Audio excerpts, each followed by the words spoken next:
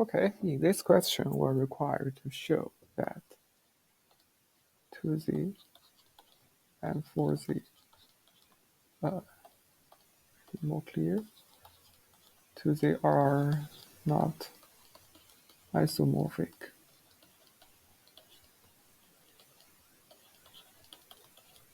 As rings. Well, as two groups, let's say 2z, with respect to addition, we know they are isomorphic because we can just map to 4. Then we know as two groups they are isomorphic, but we want to show as two rings they are not isomorphic. Let's consider the definition of the isomorphic